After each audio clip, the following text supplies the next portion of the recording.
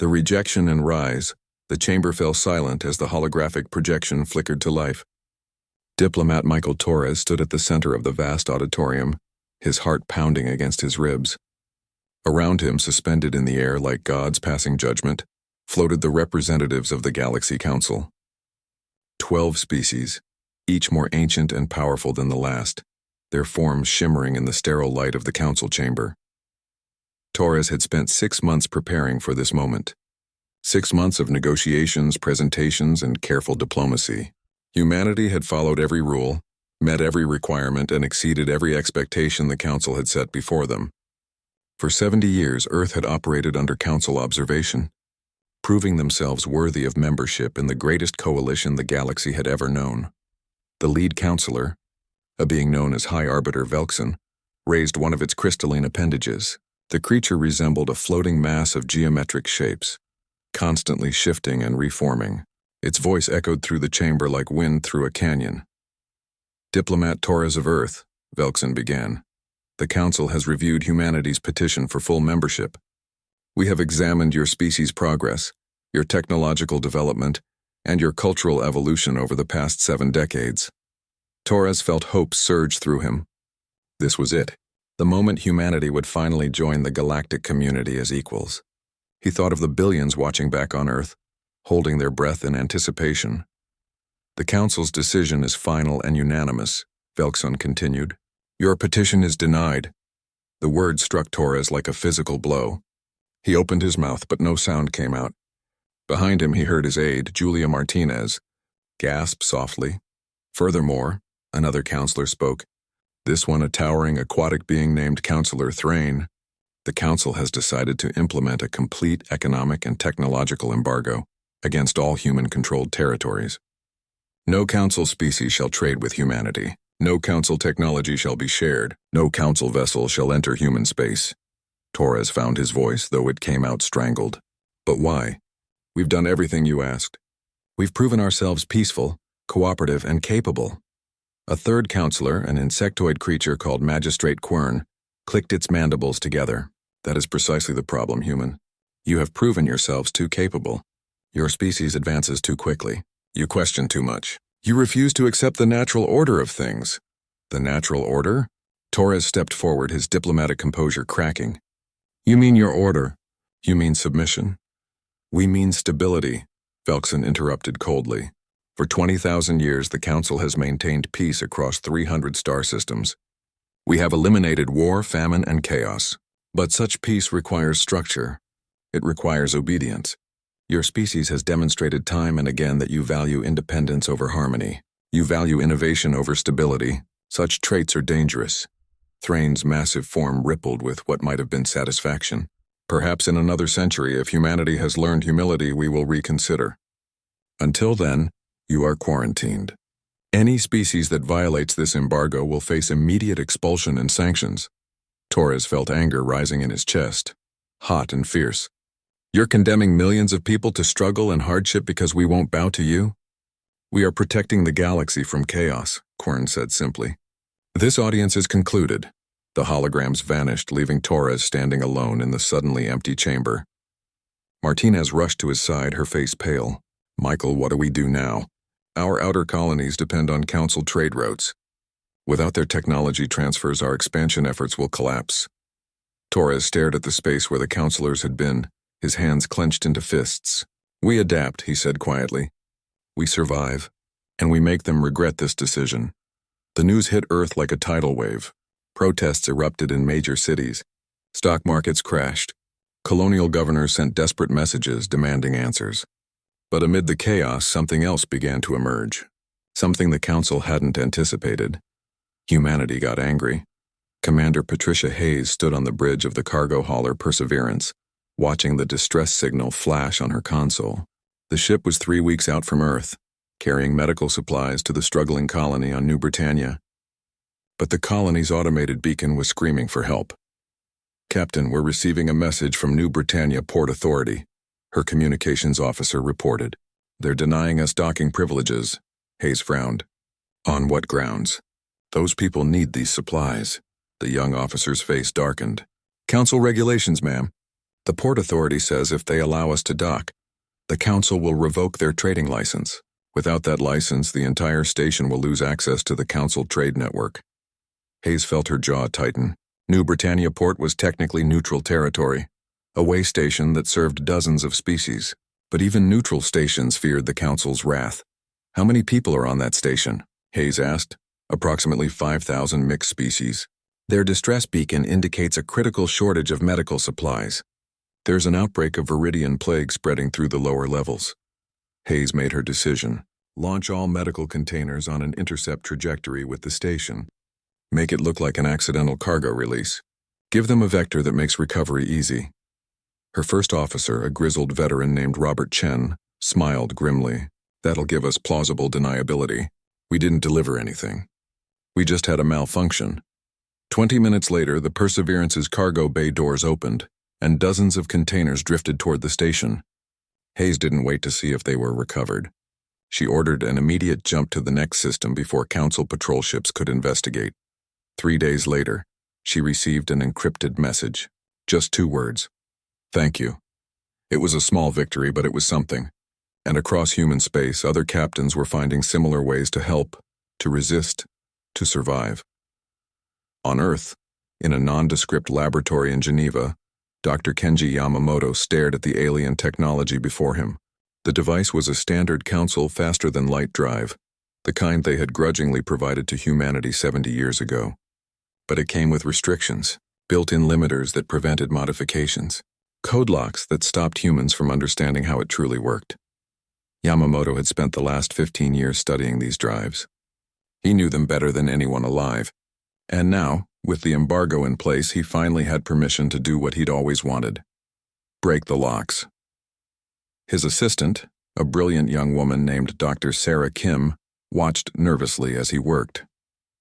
Kenji, if the Council finds out we're tampering with their technology, they've already cut us off, Yamamoto said without looking up. What more can they do?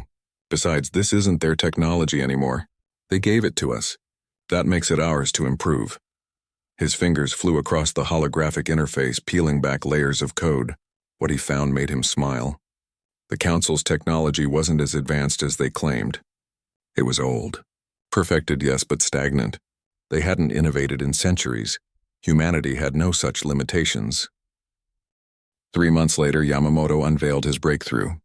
A faster-than-light drive that operated 30% more efficiently than anything the Council possessed.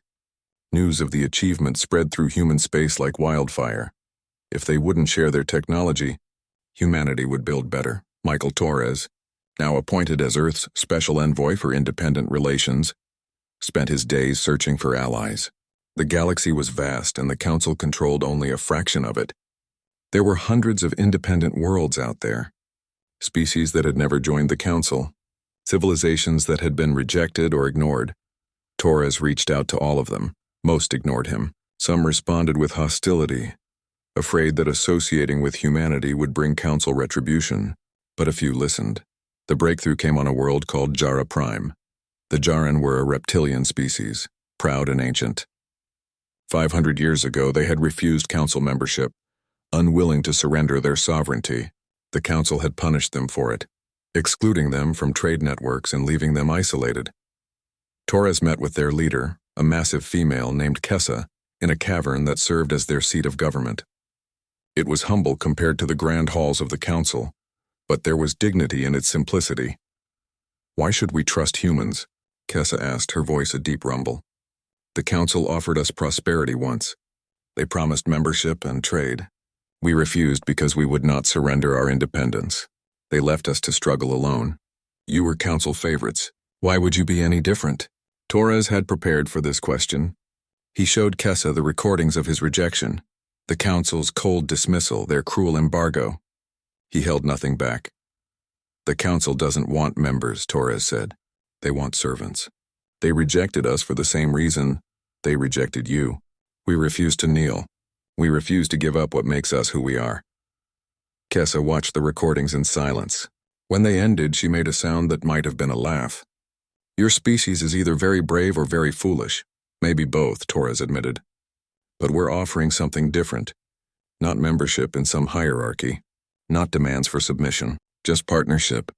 We trade with you. We share technology freely. We defend each other from anyone who tries to bully us, and we let you remain exactly who you are. Kessa studied him for a long moment. Then she extended her massive clawed hand. The Djarin will stand with humanity, not because we think you'll win against the Council, but because some things matter more than winning. That handshake changed everything. With the Djarin as allies, other worlds began to listen. Within a year, humanity had established trade agreements with 17 independent species. Torres called it the Free Systems Alliance. Others started calling it something else, the beginning of something the galaxy had never seen before. Commander Hayes, now promoted to captain, found herself leading a small fleet of human and Djarin vessels. They patrolled the trade routes between Alliance worlds, protecting cargo ships from pirates and opportunistic raiders. But the Council noticed. They always noticed. The confrontation came at a system called Meridian Point, a strategic crossroads between Council and Alliance space. A Council enforcement vessel, the Righteous Authority, attempted to blockade an Alliance trade convoy. Captain Hayes opened a communication channel. Council vessel, this is Captain Patricia Hayes of the Alliance Defense Force. You're blocking a legitimate trade route. Please stand aside. The Council captain's response dripped with contempt. Alliance? You mean rebels and outcasts. Your vessels are operating in violation of Council law. Disperse immediately or face consequences. Hayes kept her voice calm. We're not in Council space. We're in neutral territory. You have no authority here. The Council's authority extends everywhere that civilization exists. Then I guess we're not civilized, Hayes said. Last warning. Move aside. The Righteous Authority fired warning shots across the convoy's path. Hayes didn't hesitate. All ships weapons free. Target the enforcement vessel's engines. Disable but don't destroy. What happened next shocked the galaxy. The Alliance ships moved with precision the Council had never seen from humans before. New weapons, new tactics, new technology. Within 90 seconds, the Righteous Authority was dead in space, its engines destroyed and its weapons offline. Hayes opened the channel again. We're transmitting coordinates for Council rescue ships. Your crew will be fine, but understand this. The Alliance protects its own. Anyone who tries to bully us will learn that lesson the hard way. She ended the transmission and ordered her fleet to escort the convoy to safety. Back on Earth, when news of the incident reached the Council, there was outrage. Demands for retaliation, threats of military action, but there was also something else, uncertainty. For the first time in 20,000 years, the Galaxy Council had been defied, and for the first time in 20,000 years, they didn't know what to do about it. In his office, Michael Torres watched the news coverage with Dr. Yamamoto and Captain Hayes, who had returned for debriefing. On the screen, analysts debated what the Council's response would be. They'll come for us eventually, Hayes said quietly. This peace won't last. No, Torres agreed. But we've bought ourselves time. Time to build. Time to grow stronger. Time to show other species that there's an alternative to the Council's control. Yamamoto pulled up a holographic display showing the Alliance's current territory. 43 star systems now. Dozens more expressing interest. We're not just surviving, he said. We're thriving. Our technology is advancing faster than ever. Our economy is growing. And every month more species ask to join us. Torres nodded, but his expression remained serious. The Council sees it too. That's what makes us dangerous to them. We're proof that their system isn't necessary. That species can cooperate without submitting to some central authority. We're showing the galaxy there's another way. So what do we call ourselves? Hayes asked. The Free Systems Alliance sounds like something temporary. If we're building something permanent, something that can stand against the Council, we need a name that reflects that. Torres considered for a moment, then smiled. We call it what it is. A collection of free worlds united by choice rather than force, working together as equals. He gestured to the star map, to the growing network of systems lighting up across the display. We call it the Dominion, the Free Dominion. And we make it everything the Council should have been but never was. Outside his window, ships from a dozen different species moved through Earth's orbital space. Human vessels working alongside Djarin cruisers, trading with species the Council had forgotten or ignored. It was chaotic, messy, and beautiful. 15 years ago, humanity had been rejected and humiliated. Now they were building an empire, and the galaxy would never be the same. The Dominion emerges 15 years had transformed the galaxy in ways no one could have predicted. Captain Lisa Chen stood on the observation deck of the Horizon's Edge, watching construction crews put the finishing touches on Bastion Station 7. The station was enormous, bristling with weapons platforms, shield generators, and the latest sensor technology humanity had developed. It was also just one of 20 such installations protecting Dominion space. Chen was young for a captain, only 32, but she had grown up in the Dominion. She barely remembered the days before the embargo, before humanity had been forced to forge its own path. To her generation, the Council wasn't some distant authority to be feared. It was simply the enemy that had tried to destroy them and failed. "Captain," her first officer called from behind her. Lieutenant Marcus Webb approached with a datapad. "We've received another request. The Ulthari colony in Sector 18 wants to join the Dominion." Chen took the pad and scrolled through the information. The Ulthari were one of the Council's founding species, ancient and respected. Or they had been. "How many does that make this month?" 47 requests, Webb replied. "All from Council territories. The exodus is accelerating." Chen handed back the pad. "Forward it to Diplomat Torres. This is above our pay grade, but I have a feeling the Council won't take this one quietly." She was right. On Earth, Michael Torres had aged considerably in 15 years. His hair had gone silver and lines creased his face, but his eyes remained sharp as he reviewed the Ulthari petition.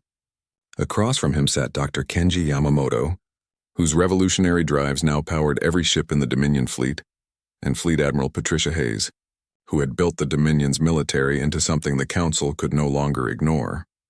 "The Ulthari," Hayes said, shaking her head. "They're not some fringe colony. They're one of the original Council species. If they defect, it sends a message that the entire Council structure is collapsing." Yamamoto pulled up holographic projections showing technological comparisons. "Can you blame them? Our quantum slip drives are twice as fast as Council standard. Our medical technology is decades ahead. Our AIs can learn and adapt instead of following rigid programming. And we share everything freely. No licensing fees, no patents, no secrets. If you're part of the Dominion, you get access to it all." Torres rubbed his temples, fighting off a headache. "That openness is our greatest strength and our biggest vulnerability. The Council sees it as chaos. They've spent 20,000 years maintaining order through control. We're proving that cooperation works better than coercion, and it terrifies them." "We need to make a decision," Hayes said firmly. "If we accept the Ulthari, the Council will see it as an act of war.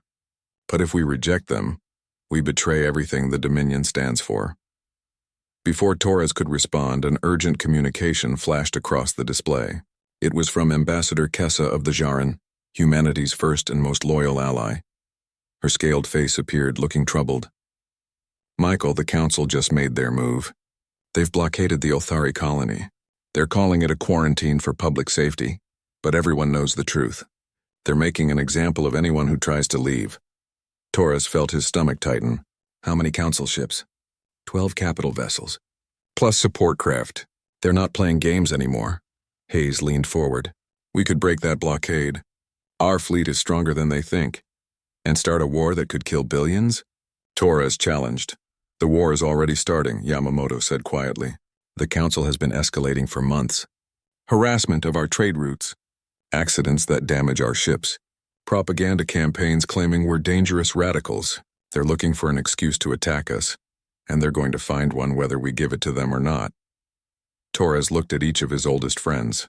They had been together since the beginning. Since that awful day when humanity had been cast out, they had built something impossible together.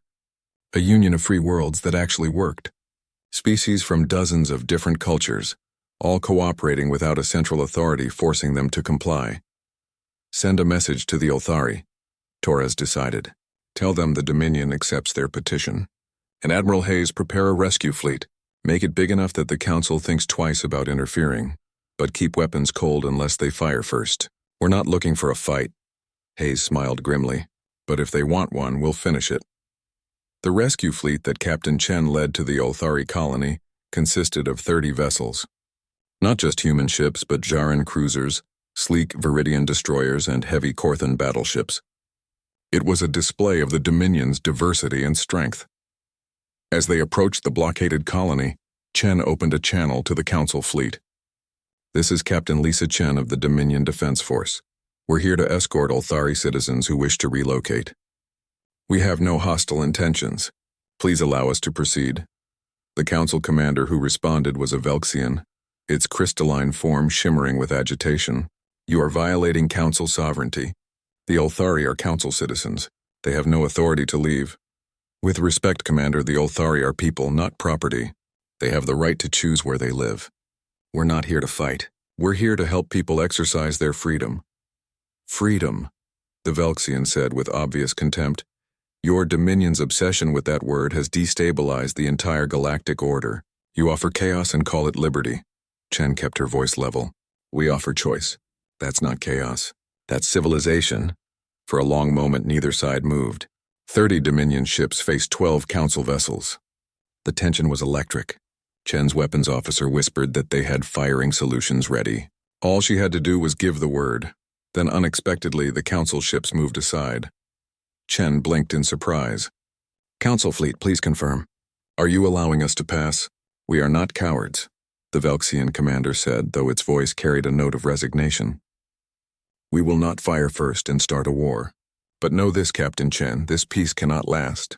Your Dominion grows too powerful. It threatens everything the Council has built. Eventually there will be a reckoning." "Then I hope when that day comes," Chen replied, "you'll be on the right side." The Dominion fleet moved forward and began evacuating Ulthari citizens who wanted to leave. Over 300,000 people chose to join the Dominion. As Chen watched the transport ships fill with hopeful families, she understood what Torres had always said. The Dominion wasn't built on military might. It was built on something more powerful, the simple human idea that people should be free to choose their own destiny. But the Council commander had been right about one thing. A reckoning was coming. It arrived 3 months later. Torres stood in the Dominion Command Center on Earth, surrounded by holographic displays showing military deployments across the galaxy. The Council had finally made their decision. 12,000 warships, the largest fleet ever assembled, was converging on Dominion space. High Arbiter Velxian's message had been simple and direct. The Dominion is declared a threat to galactic stability. Surrender immediately and accept Council authority, or face complete destruction. You have 48 hours. Hayes studied the tactical displays with a practiced eye. We have approximately 2,000 combat vessels, against 12,000. Even with our technological advantages, those are impossible odds. Yamamoto was running calculations on his datapad. If we use the Omega Protocol weapons I've been developing, we could even the odds. But Michael, those weapons would kill hundreds of thousands. They violate every principle of civilized warfare. Torres felt the weight of billions of lives pressing down on him. If he surrendered, the Dominion would collapse. Everything they had built would be destroyed. But if he fought, countless people would die. "There has to be another way," he said quietly. The answer came from an unexpected source. A transmission arrived, heavily encrypted from inside the Council fleet itself. Torres's eyes widened as he saw who was sending it. Ambassador Theron, a reformist member of the Council who had quietly supported the Dominion's ideals. Diplomat Torres, Theron's aquatic form rippled on the screen. "I am risking everything to send this message. Not everyone in the Council supports this war. There are many of us who believe the old ways must change. We see what the Dominion has accomplished. We see how you've brought together dozens of species without forcing them to surrender their identity. We see your innovations, your prosperity, your freedom, and we want it too." Torres leaned forward. "What are you saying?" "I'm saying that when this fleet reaches your space, not all of us will fight. Some of us will stand with you, but we need you to hold on long enough for the truth to spread. Show the galaxy what the Dominion really is. Show them that the Council's propaganda is lies." The transmission ended, leaving Torres staring at a blank screen. "Is it a trap?" Hayes asked suspiciously. "Maybe," Torres admitted, "but it might also be our only chance. Get me every communications expert we have. Every journalist, every broadcaster, every social media coordinator. We're going to tell our story, the real story. And we're going to make sure every being in the galaxy hears it. Over the next 48 hours, the Dominion launched the largest information campaign in history. They broadcast the truth about the embargo, about the Council's refusal to let species leave peacefully, about the prosperity and freedom that Dominion worlds enjoyed. They showed interviews with citizens from dozens of species, all testifying that they had chosen the Dominion freely and had never regretted it. Most importantly, they showed what the Council had become: a rigid, stagnant empire that crushed innovation and independence, an ancient institution more concerned with maintaining power than serving its people. The broadcasts reached every corner of the galaxy. And slowly, public opinion began to shift. When the Council fleet finally arrived at the frontier gate, the main entry point into Dominion space, they found 2,000 Dominion vessels waiting. Captain Chen commanded the defense fleet from the horizon's edge, her crew ready for what might be their final battle. "All ships hold formation," Chen ordered. "Weapons cold until they fire first. This doesn't have to end in blood." The Council fleet commander, a being called Supreme Admiral Vortan, transmitted his ultimatum. "Final warning. Surrender or be destroyed." Chen took a deep breath. "We will not surrender our freedom. We will not submit to tyranny. But we don't want war. Please, Admiral, don't make this choice." "The choice was made when you defied the Council," Vortan replied. "All ships prepare to—" His order was cut off as alarms blared across the Council fleet. Chen watched in amazement as over 3,000 Council vessels suddenly changed their transponder codes. Ships that had been marked as enemies now showed as neutral or even friendly. A new voice came over the communications channel. "Ambassador Theron. This is Ambassador Theron speaking for the Reform Coalition. We represent over 4,000 vessels in this fleet and 37 Council species. We will not fire on the Dominion. We will not fight to preserve a system that has failed us. Supreme Admiral Vortan, you may command the remaining forces, but you do not command us." The galaxy watched in shock as the Council fleet tore itself apart. Some ships sided with the reformists. Others remained loyal to the old order. But the unified front that was supposed to crush the Dominion had shattered before a single shot was fired. Vortan, his authority collapsing around him, made a desperate choice. "Loyal vessels, engage the Dominion fleet." The battle that followed was brief but brutal. The remaining Council loyalists, maybe 5,000 ships, attacked. But they were facing not just the Dominion fleet, but also the rebel Council forces. Chen's ships used every advantage they had: superior speed, better weapons, tactical innovations the Council had never seen. Yamamoto's technologies proved decisive. Dominion ships darted through the battle like sharks, striking and vanishing before the slower Council vessels could respond. Their adaptive shields absorbed damage that should have destroyed them. Their weapons cut through Council armor like paper. Within 6 hours it was over. The Council loyalist fleet was in retreat, damaged and demoralized. But Chen didn't pursue. There had been enough killing. Instead, she opened a channel to Ambassador Theron. "Ambassador, on behalf of the Dominion, I thank you and your forces. You saved countless lives today." Theron's aquatic form shimmered with what might have been relief. "We saved ourselves, Captain. The Council was dying. It just took humanity to show us there was another way." In the aftermath of the battle, the galaxy underwent its greatest transformation in 20,000 years. The old Council collapsed, torn apart by internal conflicts and mass defections. High Arbiter Velixon and the other hardliners were removed from power, replaced by reformists who immediately opened negotiations with the Dominion.